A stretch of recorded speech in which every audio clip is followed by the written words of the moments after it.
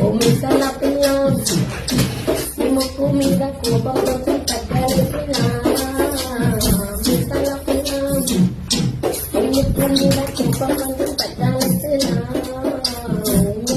నేనైతే only music వరకే. మా బీజిఎం కూడా ఎంత కష్టమో తెలుసా అండి అసలు. అది బ్రీతింగ్ తీసుకుంటే చాలా కష్టం. అదైతే యాక్సెప్ట్ చేస్తాను మేడం, ఎందుకంటే నేను కంటిన్యూస్ గా 14 minutes 45 minutes కంటిన్యూస్ గా రెస్ట్ లేకుండా కొడతాను మేడం. ఎంత స్వెట్ వస్తుంది మేడం. నేను తర్వాత ఇది అయిపోయిన తర్వాత మీకు ఎవరికి తెలియదు మేడం, పక్కన వచ్చేలాగా అమ్మ బాబు చాలా చాలా అంటే చాలా బాధపడతాను మేడం. కానీ అక్కడ నాకు అక్కడ ఫలితం వస్తుంది కదా మేడం, ఈ ఫలితంలో నేను మర్చిపోతున్నాను అంతే. కానీ నిజంగా ఎంటర్టైన్ చేయడానికి మీరు పడే కష్టం ఉంది చూడండి వెనక, అది ఎవరికి కనిపించట్లేదు, తెలియదు కూడా. తెలియదు మేడం. 45 నిమిషాలు గంట కంటిన్యూస్ కొడతాను మేడం. గంట సేపు 45 నిమిషాల పాటు సేమ్ అదే సౌండ్ కంటిన్యూస్ గా పెట్టాలంటే ఎంత ఓపిక ఉండాలి సార్. అసలు మీరు తింటున్నట్టు కూడా లేరు లిటరల్లీ. చెప్తాను కదా, అదే మేడం. ఫస్ట్ 3 lives పెడతాం మేడం. మార్నింగ్ 11 ఒకటి పెడతాం, ఈవినింగ్ 4 లేకపోతే 3 ఒకసారి ఒకటి పెడతాం మేడం, 2 అవుతాయి. మళ్ళీ నైట్ వచ్చేసి 10:30 ఆఫ్టర్ ఒకటి పెడతాం మేడం. అది వచ్చేసి ఒక్కొక్కసారి ఏమవుద్ది అంటే 12 అవుద్ది, 12:30, 1 అయిపోద్ది. ఒక్కొక్కసారి బాగా సూపర్ షాట్ చేసేస్తారు మేడం. మేము వెళ్ళకూడదని చెప్పేసి ఒక సూపర్ షాట్ పడేస్తారు అక్కడ. అంటే మా మీద మా వాళ్ళు హెల్ప్ చేసినట్టు వాళ్ళు కూడా మాకు నిజంగా వాళ్ళు ఇచ్చింది ఇదంతా కూడా. సో వాళ్ళు ఏం చేస్తారంటే కొంతమంది ఆఫీస్ నుంచి రిలీఫ్ కోసం వస్తారు కదా మేడం, ఈ నవ్వుకుంటారు కొంతమంది, ఏమంటే ఫన్ కావాలి వాళ్ళకి, కొంచెంసేపు రిలీఫ్ అవ్వాలి.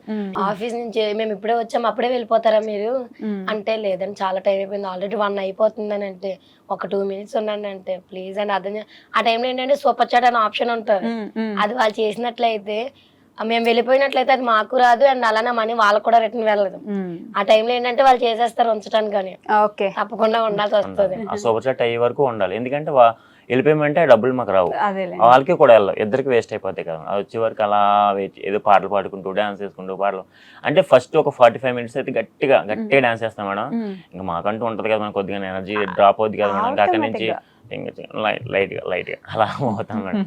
సో మీ గురించి చెప్పండి, మీ ఫ్యామిలీ బ్యాక్గ్రౌండ్ ఏంటి, అసలు మీరు ఏం చదువుకున్నారు, ఏ ఊరు మీది? నాది వచ్చేసి మేడం ప్రాపర్ వచ్చేసి రాజమండ్రి మేడం. రాజమండ్రి మేడం. అంటే ఫస్ట్ మా తాతల వాళ్ళది వచ్చేసి అయితే వైజాగ్, అక్కడ నుంచి మేము రాజమండ్రి సెటిల్ అయిపోయాం. అక్కడే ఉండేవాళ్ళు మేడం. మ్యారేజ్ మొత్తం అంతా అక్కడే మొత్తం అంతా అరేంజ్డ్ మ్యారేజ్. అంటే మేము ఫస్ట్ వైజాగ్ అని చెప్పాను కదా, వీళ్ళది కూడా వైజాగే. అలా సెట్ అయింది మేడం. సో అలా అక్కడ నుంచి నేను డిప్లొమా చేశాను మేడం. మీరు అది టీటీసీ కంప్లీట్ అయిందండి. టీటీసీ అంటే టీచర్ అయిపోవచ్చు మీరు. మరి ఈ యూట్యూబ్ మీద దీని మీద మీకు ఉన్నది ఫస్ట్ నుంచి నాకుండే మేడం.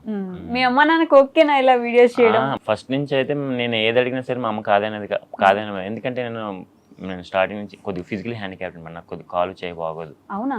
అది ఎవరికి కనబడదు మేడం, పర్టికులర్ గా చూస్తేనే కానీ ఎవరికి కనబడదు అన్నమాట. సో నేను అంటే మా అన్నయ్య అయితే ఏదైనా చేసేసుకోవడం, మా చెల్లి అయితే వాళ్ళకి బాగుండే, నాకు కొద్దిగా బాగోదు కాబట్టి ఇబ్బంది పడే వాళ్ళ బాగా చేతి. ఇప్పటికీ అంత ఇబ్బంది కాదు మేడం, ఏదో పర్టికులర్ గా అబ్బాయికి ఏదో ఉందని చూస్తే కానీ తెలుస్తుంది, కానీ పక్కగా నా పనులు అయితే నేను చేసేసుకోగలను, ఫ్రీగా తిరిగలను, ఫ్రీ అన్ని చేసేస్తాను మేడం. కానీ ఏంటంటే అంటే అది ఆ చిన్న ఉండేవాళ్ళు ఎలాగో పెద్ద ఎలా బతుకుతాడో పాపం అని చెప్పేసి చిన్న ఆ పాయింట్ ఆఫ్ వ్యూ లోనే కాకుండా ఎక్కువ ప్రేమ.